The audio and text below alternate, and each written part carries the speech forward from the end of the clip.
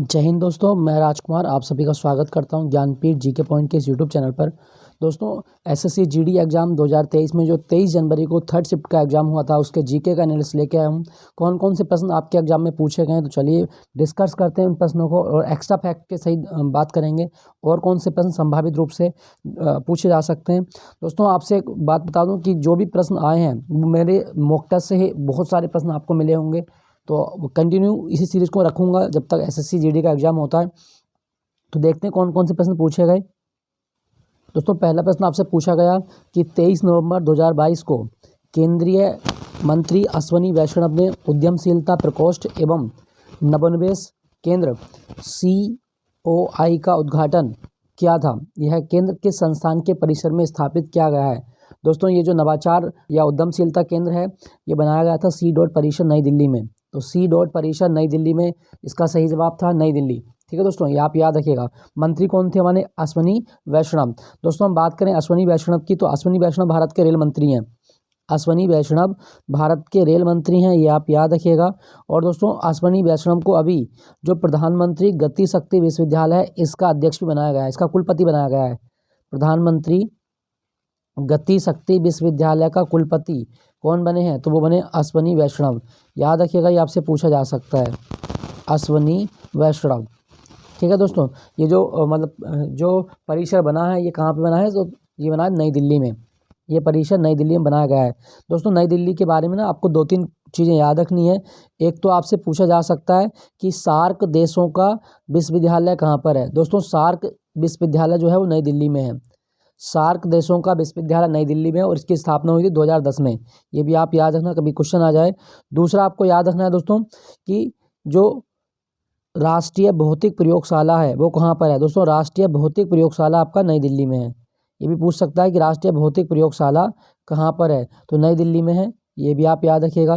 दोस्तों, नई दिल्ली जो है, इससे क्वेश्चन ये पूछ सकता है आपके एग्जाम में कि केंद्रीय सड़क अनुसंधान केंद्र कहाँ पर है? केंद्रीय सड़क अनुसंधान केंद्र कहाँ पर है? दोस्तों, केंद्रीय सड़क अनुसंधान केंद्र जो है ये मिलेगा आपको नई दिल्ली में। ये भी आपको याद रखना है। और दोस्तों, मैं आपको एक चीज़ बता दूं, नई दिल्ली में एक क्वेश्चन और याद रखिएगा कि नई दिल्ली का वास्तुकार कौन है? तो नई दिल्ली का वास्तुकार है आपका एडविन लुटियन। एडविन लुटियन नई दिल्ली का वास्तुकार है, ये भी आप याद रखिएगा। एडविन लुटियंस नई दिल्ली का वास्तुकार है। दिल्ली का मुख्यमंत्री कौन है? तो अरविंद केजरीवाल दिल्ली के सीएम है। इनकी पार्टी का नाम है आम आदमी पार्टी, अरविंद केजरीवाल। ये भी आप याद रखिएगा। ठीक है दोस्तों, तो ये आपसे पूछा गया था कि उद्यमशीलता एवं नवाचार कोष कहाँ पे बना? तो सी डॉट परिसर नई दिल्ली में बनाया गया था। नेक्स्ट में पूछा गया था कि भारत सरकार ने सेबी की पहली महिला अध्यक्ष के रूप में किसकी नियुक्ति की है? दोस्तों, सेबी की पहली महिला अध्यक्ष बनी है माधवीपुरी बुच। माधवीपुरी बुच बनी है, ये आप फोटो देख सकते हैं माधवीपुरी बुच का। तो सेबी के बारे में 2-3 चीज़ें और याद रखिएगा। दोस्तों, सेबी जो बना था, ये बना था 1988 में। सेबी की स्थापना 1988 में हुई, लेकिन इसको वैधानिक दर्जा मिला था 1992 में। सेबी का काम क्या है? दोस्तों, सेबी का काम है भारत में शेयर मार्केट को रेगुलेट करना। शेयर मार्केट को रेगुलेट करना वो सेबी का काम है। सेबी की फुल फॉर्म पूछी जाए आपके एग्जाम में, तो आप याद रखिएगा, security and exchange board of India. Security and exchange board of India. Exchange board of India, ये सेबी की फुल फॉर्म होती है। तो ये इसको आप याद रखिएगा, security and exchange board of India. दोस्तों, अगर आपसे पूछे कि सेबी का मुख्यालय कहाँ पर है, इसको साफ कर देते हैं। सेबी का मुख्यालय मुंबई में है। सेबी का मुख्यालय मुंबई में है, ये भी आप याद रखिएगा। और दोस्तों, इससे भी इंपॉर्टेंट क्वेश्चन पूछा जा सकता है कि बॉम्बे स्टॉक एक्सचेंज की स्थापना कब हुई थी? तो दोस्तों, बॉम्बे स्टॉक एक्सचेंज की स्थापना हुई थी 1875 में। ये क्वेश्चन आ सकता है आपके एग्जाम में फिर कि बॉम्बे स्टॉक एक्सचेंज की स्थापना कब हुई? तो 1875 में बॉम्बे स्टॉक एक्सचेंज की स्थापना की गई थी। ठीक है दोस्तों, और इसके अतिरिक्त आपको याद रखना है बॉम्बे स्टॉक एक्सचेंज 1875। एक आपसे पूछेगा national stock exchange. National stock exchange की स्थापना कब हुई? दोस्तों, नेशनल स्टॉक एक्सचेंज की स्थापना हुई थी आपकी वो हुई थी आपकी 1992 में। और 1992 में मतलब एक समिति बनी थी, फेरवानी समिति। तो फेरवानी समिति की सिफारिश पर नेशनल स्टॉक एक्सचेंज की स्थापना की गई है। नेशनल स्टॉक एक्सचेंज और बॉम्बे स्टॉक एक्सचेंज तथा सेबी, इनके मुख्यालय मुंबई में मिलेंगे आपको, याद रखिएगा दोस्तों। दोस्तों आपसे पूछा जा सकता है, आप याद रखिएगा, आपसे क्वेश्चन पूछेगा और पूछेगा नाबार्ड के बारे में। तो दोस्तों नाबार्ड से ना क्वेश्चन आ सकता है आपके एग्जाम में। अगर आपसे पूछा जाए नाबार्ड कब बना था, दोस्तों 12 जुलाई 1982 को नाबार्ड की स्थापना की गई। और नाबार्ड जो है ये भारत में कृषि तथा ग्रामीण विकास को लोन देता है। ग्रामीण विकास तथा कृषि के लिए लोन देने वाली संस्था जो है वो नाबार्ड है। और नाबार्ड का मुख्यालय मुंबई में है। नाबार्ड की स्थापना 12 जुलाई 1982 को हुई। और नाबार्ड का अध्यक्ष आपको याद रखना है, वो है आपका के बी शाहजी। के बी शाहजी नाबार्ड का अध्यक्ष है, याद रखिएगा। ये आपसे पूछा जा सकता है कि के बी शाहजी। दोस्तों नाबार्ड के अतिरिक्त आपको एक संस्था और याद रखनी है, और वो है आपका एग्जिम बैंक। भारत में आयात निर्यात बैंक की स्थापना कब की गई? दोस्तों आयात निर्यात बैंक की स्थापना की गई थी 1982 में। आयात निर्यात बैंक कब बना? तो 1982 में आयात निर्यात बैंक बना है। मुंबई में इसका मुख्यालय है, याद रखिएगा। आपसे ये भी क्वेश्चन आ सकता है आपके एग्जाम में कि आयात निर्यात बैंक कब बना था? 1982 में। एक क्वेश्चन आपको और याद रखना है, सिडबी। सिडबी दोस्तों, सिडबी कब बना है? तो सिडबी का मुख्यालय लखनऊ में है। और ये भारत में जो सूक्ष्म लघु उद्योग है उसके लिए लोन देता है। तो सिडबी की स्थापना हुई थी 1990 में। और सिडबी का मुख्यालय कहाँ पर? आपका लखनऊ में है, याद रखिए। ये आपसे पूछा जा सकता है। और आपको याद रखना है दोस्तों, भारत में एक जगह और याद रखनी है, वो है आपका जो आरबीआई है। आरबीआई का मुख्यालय कहाँ पर है? दोस्तों आरबीआई का मुख्यालय है मुंबई में। आरबीआई का मुख्यालय मुंबई में। ठीक है दोस्तों। तो आपसे प्रश्न पूछा गया था कि सेबी की पहली महिला अध्यक्ष है माधवीपुरी बुच। माधवीपुरी बुच ये सेबी की पहली महिला अध्यक्ष बनाई गई हैं। ठीक है दोस्तों, तो ये आप याद रखिएगा। चलिए अगले प्रश्न की ओर। जितने भी एक्स्ट्रा फैक्ट्स बताएं उनको आप रट लेना। नेक्स्ट प्रश्न आपसे पूछा गया कि भारत का पहला जूट कारखाना कहाँ पर स्थापित किया गया? दोस्तों ये क्वेश्चन मैंने आपको कल परसों वाली क्लास में पढ़ाया था, सुबह वाली क्लास में। तो भारत में पहला जूट कारखाना बना था 1855 में। भारत का पहला जूट कारखाना 1855 में बनाया गया था। तो ये भी आप याद रखिएगा। दोस्तों यहाँ पे मैं आपको एक चीज़ बता दूं, कलकत्ता में बनाया गया था ये। कलकत्ता में 2-3 चीज़ें और हुई। अगर आपसे पूछे भारत में पहली सूती मिल, भारत की पहली सूती मिल कहाँ पर स्थापित हुई? कलकत्ता में भारत में पहली सूती मिल की स्थापना की गई थी 1818 में। ये भी आप याद रखिएगा। और अगर आपसे पूछे कि भारत का पहला हाईकोर्ट कहाँ बना था? दोस्तों भारत का पहला हाईकोर्ट भी कलकत्ता में बना था। भारत का पहला हाईकोर्ट कलकत्ता में बना, ये भी आप याद रखना। दोस्तों आपसे एक चीज़ और पूछेगा कि भारत में पहली मेट्रो कौन सी थी? दोस्तों भारत में पहली मेट्रो थी कलकत्ता मेट्रो। भारत में पहली मेट्रो थी कलकत्ता मेट्रो, ये भी आप याद रखिएगा। और अगर आपसे पूछा जाए कि भारत में पहली अंडर वाटर मेट्रो कहाँ पे चली? दोस्तों भारत में पहली अंडर वाटर मेट्रो भी चली है आपकी कलकत्ता में। भारत में पहली अंडर वाटर मेट्रो कलकत्ता में चली है, ये भी आप याद रखना। दोस्तों आपसे एक चीज़ और आपको याद रखनी है कि जो भारत में पहला मदरसा है, भारत में पहला मदरसा किस शहर में स्थापित किया गया था? तो भारत में पहला मदरसा भी कलकत्ता में स्थापित किया गया सन 1780 में। वॉरेन हेस्टिंग्स के टाइम में ये हुआ था, ये भी आप याद रखें। ठीक है दोस्तों कलकत्ता में 2 रेलवे जोन के मुख्यालय, ये क्वेश्चन आ सकता है आपके एग्जाम में। एक है आपका पूर्वी रेलवे जोन, पूर्वी रेलवे जोन का मुख्यालय कलकत्ता में है। और एक है आपका दक्षिण पूर्वी रेलवे जोन। तो दक्षिण पूर्वी रेलवे जोन और पूर्वी रेलवे जोन का मुख्यालय कलकत्ता में है, ये आप याद रखिएगा, आपसे पूछा जा सकता है। दोस्तों इसके साथ साथ आपको क्या याद रखना है कि जो कलकत्ता है इसको डायमंड हार्बर भी कहा जाता है। कलकत्ता को डायमंड हार्बर भी कहा गया है, ये भी आप याद रखिएगा। तो भारत का पहला जूट कारखाना ये कलकत्ता में बना है। दोस्तों यहाँ पे जूट लिखा गया है। अगर आपसे पूछा जाए कि गोल्डन फाइबर किस फसल को कहा जाता है? दोस्तों गोल्डन फाइबर जूट को कहा जाता है। रेशे वाली फसल में आता है जूट, तो गोल्डन फाइबर जो है ये जूट को कहा जाता है। ठीक है, चलिए अगले प्रश्न की ओर चलते हैं। पूछा गया था कि हरित क्रांति का अन्य नाम क्या है और इसका उद्देश्य क्या है? दोस्तों हरित क्रांति जो है इसका अन्य नाम है HYBP। High yielding variety programme, ऐसे ही कोई क्वेश्चन आया था हरित क्रांति से संबंधित। तो इसका उद्देश्य क्या है, इसका तात्पर्य है उच्च पैदावार वाली किस्मों के बीजों का प्रयोग कर खाद्यान्न में वृद्धि करना था। तो हरित क्रांति का पूरा नाम भी आप याद रखेंगे, हाई यील्ड वैरायटी प्रोग्राम। दोस्तों मैं बात करूं हरित क्रांति की, तो भारत में हरित क्रांति जो है ये कब शुरू हुई थी दोस्तों? भारत में हरित क्रांति 1966-67 से शुरू हुई है, ये भी आप याद रखना। और हरित क्रांति का सबसे ज़्यादा प्रभाव भारत में 2 फसलों पर पड़ा, एक गेहूँ नंबर 1 और नंबर 2 चावल। तो गेहूं और चावल के उत्पादन में भारत बहुत बड़ा अग्रणी देश बना हरित क्रांति की बदौलत। दोस्तों अगर आपसे पूछा जाए कि हरित क्रांति का जनक कौन है भारत में, तो भारत में MS स्वामीनाथन जो तमिलनाडु के थे, ये हरित क्रांति के जनक माने जाते हैं। याद रखिएगा, हमें हरित क्रांति का जनक कौन है? MS स्वामीनाथन। दोस्तों अगर आपसे पूछा जाए कि हरित क्रांति का एक और नाम क्या है, तो हरित क्रांति को सदाबहार क्रांति भी कहा जाता है। हरित क्रांति को सदाबहार क्रांति भी कहा गया है, ये भी आप याद रखना। और हरित क्रांति दुनिया में लाने का श्रेय किसे दिया जाता है? वो है आपके नॉर्मन बोरलॉग को दुनिया में हरित क्रांति लाने का श्रेय दिया जाता है, ये भी आप याद रखिएगा, नॉर्मन बोरलॉग। और बोरलॉग अवार्ड होता है कृषि के क्षेत्र में, क्लियर। अच्छा अगर आपसे पूछा जाए जो हरित क्रांति शब्द है वो किसने दिया था, तो विलियम गेट के द्वारा हरित क्रांति शब्द दिया गया था। विलियम गेट ने हरित क्रांति शब्द दिया है, आप याद रखिएगा, ठीक है दोस्तों। चलिए अगले प्रश्न की ओर चलते हैं। अच्छा हरित क्रांति जब हुई थी ना, तो गेहूं के बीज कहाँ से आए थे? मैक्सिको से, और चावल के बीज आए थे मनीला से, ये भी आप याद रखिएगा। नेक्स्ट क्वेश्चन पूछा गया कि अनुच्छेद 279(1) किससे संबंधित है? दोस्तों अनुच्छेद 279(1) GST परिषद से संबंधित है, GST काउंसिल से संबंधित है अनुच्छेद 279(1). GST काउंसिल में कितने सदस्य होते हैं दोस्तों? 33। इसमें राज्यों के जो वित्त मंत्री होते हैं वो शामिल होते हैं, इसमें राज्यों के मंत्री, भारत का वित्त मंत्री। और GST परिषद का अध्यक्ष, दोस्तों GST परिषद का अध्यक्ष भारत का वित्त मंत्री होता है। GST परिषद का अध्यक्ष हमेशा भारत का वित्त मंत्री होगा, आप याद रखिएगा। कितने सदस्य हैं इसमें? 33 सदस्य होते हैं, ये भी आप याद रखें। और GST परिषद का मुख्यालय कहाँ पर है दोस्तों? नई दिल्ली में। GST परिषद का मुख्यालय नई दिल्ली में है, ये भी आप याद रखना, नई दिल्ली, ठीक है दोस्तों। अगर आपसे पूछा जाए दोस्तों कि भारत में जब GST लागू हुआ था तो इसके लिए कौन सा संविधान संशोधन अधिनियम लाया गया था, तो 101वां संविधान संशोधन अधिनियम 2016, ये GST से संबंधित है। और 1 जुलाई 2017 को भारत में GST लागू कर दिया गया था। 1 जुलाई 2017 को भारत में GST लागू हुआ। GST कैसा कर है दोस्तों? GST अप्रत्यक्ष कर है।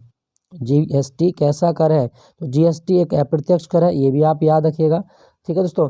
और अगर आपसे पूछा जाए कि भारत ने GST का जो मॉडल लिया वो किस देश से लिया है, दोस्तों कनाडा से GST का मॉडल लिया गया। लेकिन दुनिया में पहला देश फ्रांस था जिसने GST को लागू किया था।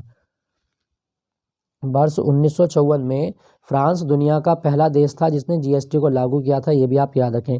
GST के लिए कौन सी समिति भारत में बनी थी? विजय केलकर समिति।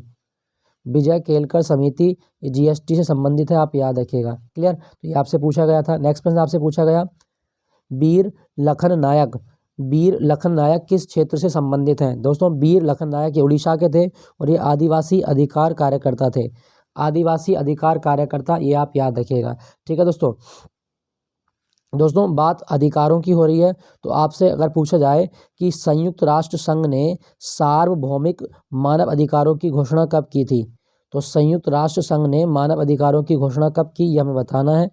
सार्वभौमिक मानव अधिकार, दोस्तों आपको याद रखना है 10 दिसंबर 1948 को संयुक्त राष्ट्र संघ के द्वारा सार्वभौमिक मानव अधिकारों की घोषणा की गई थी, 10 दिसंबर 1948, याद रखना, इसके बारे में पूछा जा सकता है। तो वीर लखन नायक ये आदिवासी अधिकार कार्यकर्ता थे, आप याद रखिएगा। नेक्स्ट वन क्या पूछा गया, आवर्त सारणी में कुल कितने तत्व हैं? दोस्तों आधुनिक आवर्त सारणी में जो तत्व हैं वो हैं आपके 118। आधुनिक आवर्त सारणी में जो कुल तत्व हैं वो हैं आपके 118, आप देख सकते हैं। दोस्तों आपको ना 2-3 चीज़ें मैं बता दूं, आपको कौन कौन से संकेत याद रखे जाने। एक तो आपको याद रखना है लेड, आवर्त सारणी में लेड का संकेत क्या होता है? PB। एक याद रखना है टंगस्टन, टंगस्टन का संकेत क्या होता है? टंगस्टन का संकेत होता है W, ये पूछा जा सकता है आपसे, टंगस्टन का संकेत क्या होता है? तो W होता है। एक आपको याद रखना है एंटीमनी, एंटीमनी, और एंटीमनी का संकेत होता है SB, एंटीमनी का संकेत होता है SB, ये भी आप याद रखिएगा। और दोस्तों एक आपको याद रखना है इसके अतिरिक्त जो आपसे पूछा जाता है काफ़ी, एक एंटीमनी हो गया, लेड हो गया, आपका टिन बहुत आता है एग्जाम में। टिन का संकेत क्या होता है? तो टिन का संकेत होता है आपका SN होता है। ठीक है दोस्तों। तो आधुनिक आवर्त सारणी में कितने तत्व हैं दोस्तों? वो है आपके 118 है। लेकिन अगर आपके एग्जाम में आए कि मेंडलीव की आवर्त सारणी में कितने तत्व हैं दोस्तों, मेंडलीव की आवर्त सारणी में जो तत्व थे वो थे आपके 63। और मेंडलीव ने तत्वों का आवर्ती गुण जो माना वो परमाणु भार को माना है। ठीक है दोस्तों, परमाणु भार को तत्वों का आवर्ती गुण माना गया है। लेकिन आधुनिक आवर्त सारणी में तत्वों का आवर्ती गुण उनका परमाणु क्रमांक होता है। आधुनिक आवर्त सारणी परमाणु क्रमांक पर निर्भर है, और जबकि मेंडलीव की आवर्त सारणी परमाणु भार पर निर्भर करती है। ये भी आप याद रखिएगा। ठीक है दोस्तों यहाँ पे आपसे दो चीज़ें और पूछेगा। ये जो सीधी लाइनें हैं, ये जो सीधी लाइनें इनको क्या बोलते हैं दोस्तों? इन सीधी लाइनों को बोला जाता है वर्ग। और ये जो पड़ी हुई लाइन है इस तरह से, इनको बोलते हैं आवर्त। आवर्त। तो कितने आवर्त हैं? आवर्त हैं दोस्तों 7। और कितने वर्ग हैं? देखो वर्ग हैं आपके वर्ग हैं आपके 9।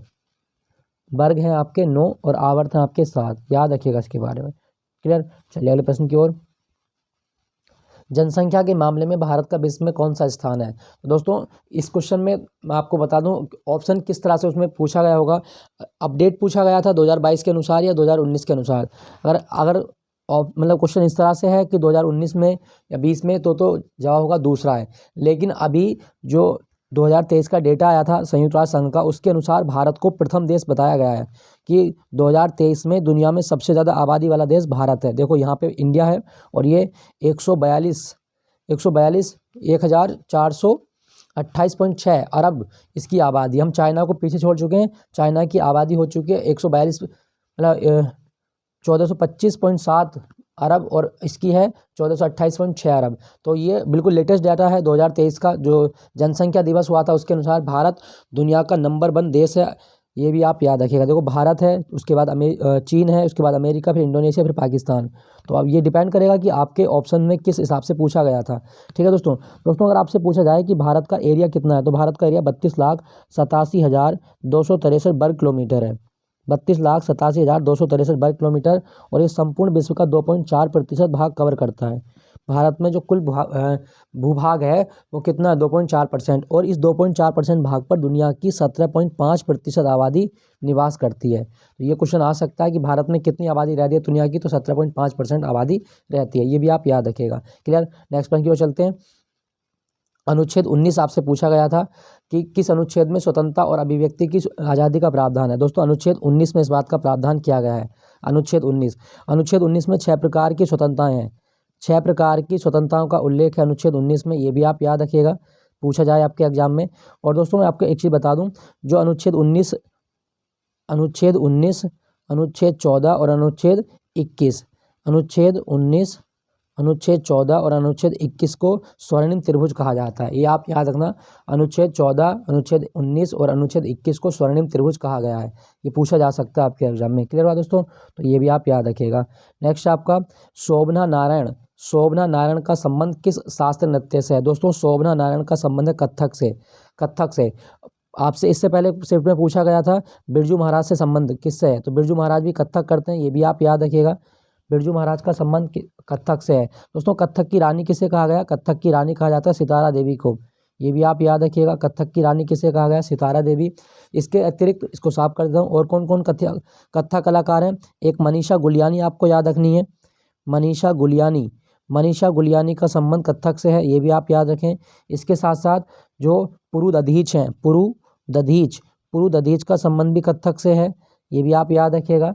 उसके बाद में रोहिणी भाटे, ये भी आपकी कथक नृत्य करती है, रोहिणी भाटे। और एक आपको याद रखना है दमयंती जोशी।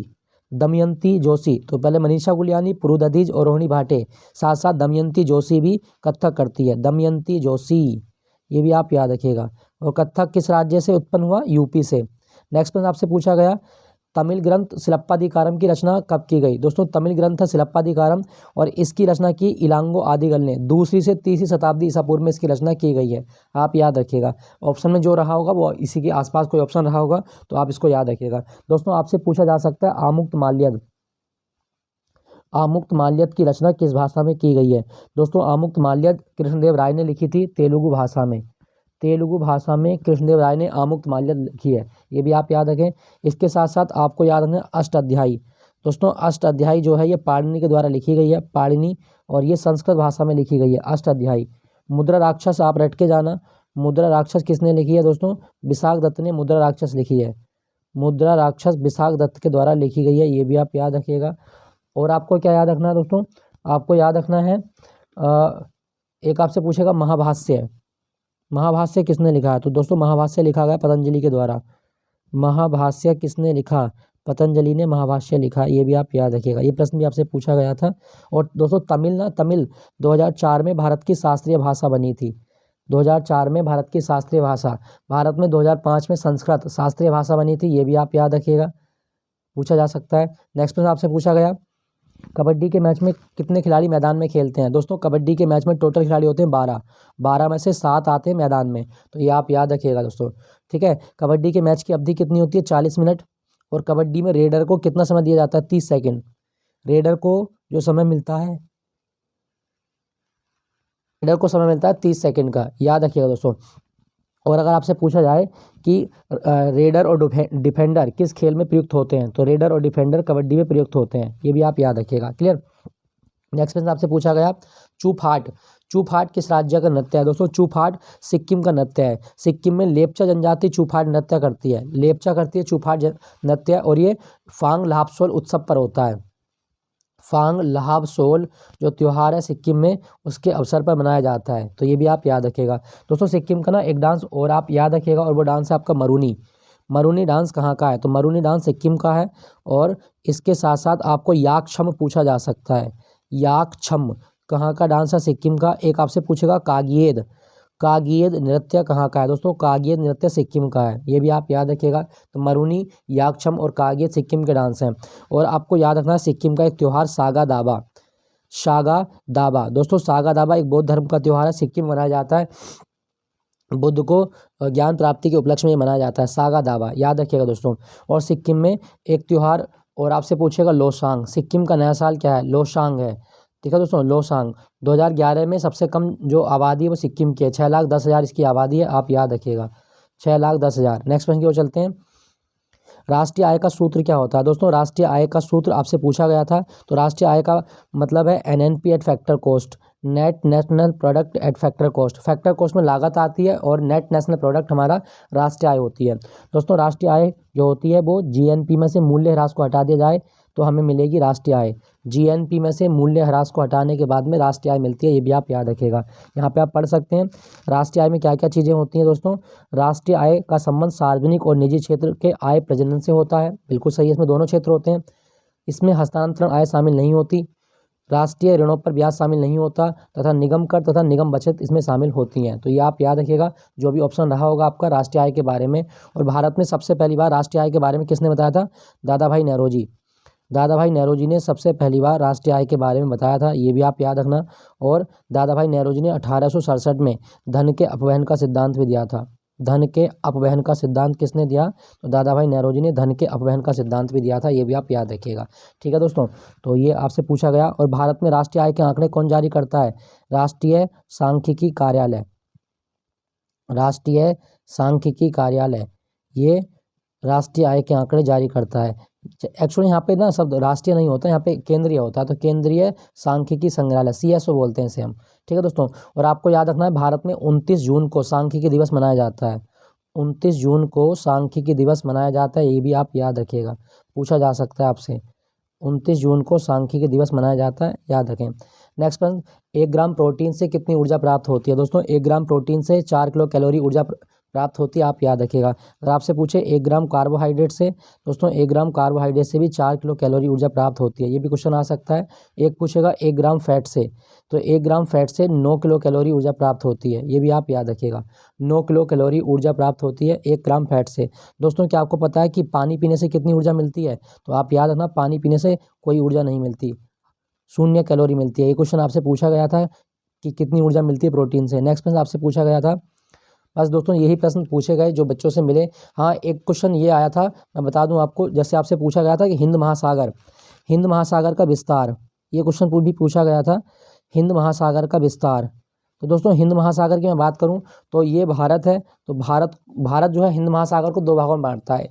पश्चिम में आपका अरब सागर है और इसके पूरब में बंगाल की खाड़ी है। तो हिंद महासागर की बात करूं तो दुनिया का तीसरा सबसे बड़ा महासागर है, दुनिया का तीसरा सबसे बड़ा महासागर है हिंद महासागर, ये क्वेश्चन पूछा गया था इसमें, तो ये रहा होगा जो भी वो आप लगा सकते हैं। और हिंद महासागर का नाम एक देश के नाम पर रखा गया है। क्वेश्चन आए कभी कि हिंद महासागर की आकृति कैसी है, एम अक्षर के समान है हिंद महासागर की आकृति, आप याद रखिएगा। साथ साथ अगर आपसे पूछा जाए कि हिंद महासागर का सबसे गहरा बिंदु कौन सा है, तो जावा पॉइंट ये हिंद महासागर का सबसे गहरा बिंदु है। ठीक है दोस्तों, ये भी आप याद रखिएगा। एक योजना पूछी गई थी दोस्तों, इंद्रधनुष योजना पूछी गई है। एग्जैक्ट इसका सही पता नहीं चला है कि क्या पूछी गई थी, तो इंद्रधनुष योजना है या इंद्रधनुष मिशन है। अगर मिशन है तो ये टीकाकरण के लिए आया है, भारत सरकार ने शुरू किया है, टीकाकरण होता है इसमें बच्चों का।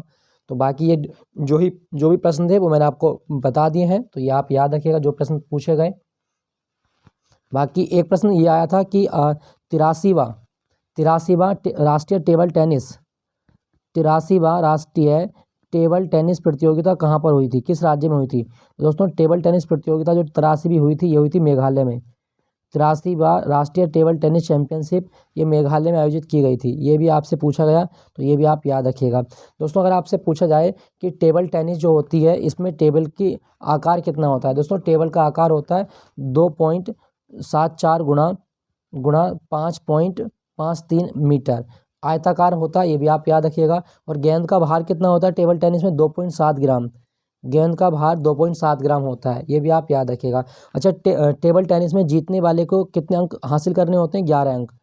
11 अंक हासिल करने होते हैं, 21 अंक मिलते हैं टोटल, तो उसमें से 11 अंक जो पहले ले आएगा वो जीत जाता है, ये भी आप याद रखिएगा। तो दोस्तों ये था SSC GD एनालिसिस 2023 और